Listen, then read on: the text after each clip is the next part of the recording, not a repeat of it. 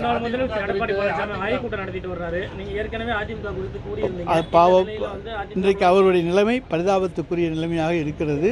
அதை பற்றி மீண்டும் மீண்டும் நான் சொல்லுவதற்கு வருத்தப்படுகின்றேன். ஆனால் இன்றைக்கு அவருடைய இயக்கத்திலேயே அவருடைய கொங்கு மண்டலத்தை சார்ந்தவர்களும் அங்கே அவருக்கு அழுத்தம் தருகிறார்கள். டெல்டா மாவட்டத்தை சார்ந்தவர்களும் அழுத்தம் தருகிறார்கள். இதெல்லாம் பத்திரிகைகளில் செய்திகளாகவே வந்துவிட்டன. எனவே இதை இனிமேல் மற்றவர்கள் மறுப்பதற்கான வாய்ப்பு கிடையாது. எனவே நான் சொன்னது, தேர்தலுக்கு பிறகு அதிமுக ஒரு ஆபத்தான சூழ்நிலை சந்திக்கப் போகிறது என்று சொன்னோம். அது இன்றைக்கு நடந்து கொண்டிருக்கிறது. அதுதான் உண்மை. எனவே அங்கே இருக்கக்கூடிய உண்மையான தொண்டர்கள் நீங்கள் நம்பி திராவிட முன்னேற்றக் கழகத்துக்கு வாருங்கள் என்று அழைக்கின்றோம். இங்கே தலைவர் தளபதி உங்களை அரவணைத்துக் கொள்வார், உங்களை வழிநடத்துவார், பாதுகாப்பார். இங்கே எல்லோருக்கும் எப்படி முக்கியத்துவம் தந்திருக்கிறார் என்பதை நீங்கள் கண்கூடாக பார்த்து கொண்டிருக்கிறீர்கள். எனவே திராவிட இயக்கத்தை சிறப்பாக வழிநடத்தக்கூடிய ஒரே தலைவர் நம்முடைய தமிழ்நாடு முதலமைச்சர் அவர்கள்தான். உண்மையான அதிமுக தொண்டர்கள் வாருங்கள் என்று அழைக்கிறேன். அதனால தான் நான் எங்கள்கிட்ட வந்துடுங்க, நம்ம இன்னும் ஸ்ட்ராங்காக இருப்போம்னு சொல்கிறேன், டபுள் ஸ்ட்ராங் ஆகிடுவோம்னு சொல்கிறேன். பாஜக தலைவர் அண்ணாமலை சொல்கிறாரு, நான் ஒரு வேதாளம் பேய்களை பிடிக்க வேதாளம்னு சொல்கிறாரு.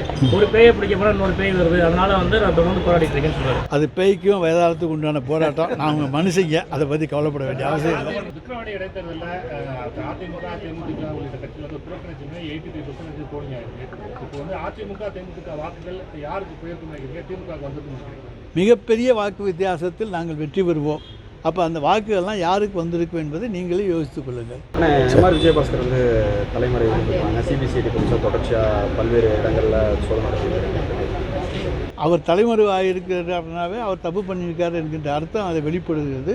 தைரியம் இருந்தால் அவர் வந்திருக்கலாம். ஆனால் இன்றைக்கி முன்ஜாமீன் கேட்டுக்கொண்டு இருக்கின்றார், அது இன்னும் கிடைக்கவில்லை.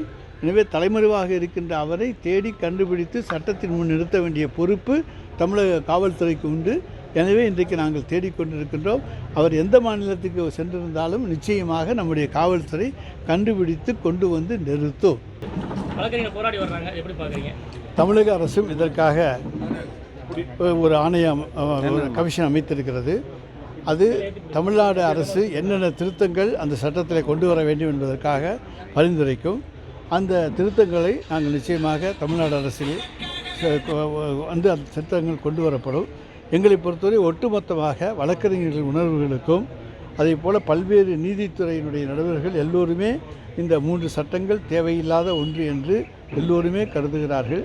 எனவே ஒன்றிய அரசு பிரஸ்டீஜ் பார்க்காம இந்த சட்டங்களை திரும்ப பெற்று பழைய சட்டங்களையே அமல்படுத்த வேண்டும். அல்லது இதில் ஏதாச்சும் நல்ல சரத்துக்கள் இருப்பதை புதிய சட்டத்தில் பழைய சட்டத்தில் இணைத்து கொள்ளலாம். அதில் எந்த விதமான தவறும் கிடையாது. அதுதான் எங்களுடைய கருத்து. எனவே தமிழ்நாட்டிலே இது அமல்படுத்த வேண்டிய கட்டாய சூழ்நிலை ஏற்படுகிற பொழுது அரசாங்கம் கொண்டு வருகிற இந்த கமிஷன் பரிந்துரை செய்கின்ற அந்த திருத்தங்களை நாங்கள் அதில் கொண்டு வருவோம். ஏன்னா ஒரு நபர் 90 நாளைக்கு போய் ஜெயிலில் சாதாரணமாக சில பேர் தவறே செய்யாதவர்களாக இருப்பார்கள். ஆனால் சந்தர்ப்ப சூழலை அவர்களை குற்றவாளியாக ஆக்கிவிடும். அவர்களும் போய் 90 நாள் 60 நாள் சிறைச்சாலைகளில் இருந்தாக வேண்டிய சூழ்நிலை இருக்கிறது. எனவே பிணை மறுக்கப்படுகிற சூழ்நிலையெல்லாம் இருக்கிறது. இவற்றையெல்லாம் கருத்திலே கொண்டு நாங்கள் செயல்படுவோம். செய்திகளை உடனுக்குடனும் துல்லியமாகவும் தெரிந்து கொள்ள சப்ஸ்கிரைப் பண்ணுங்கள்.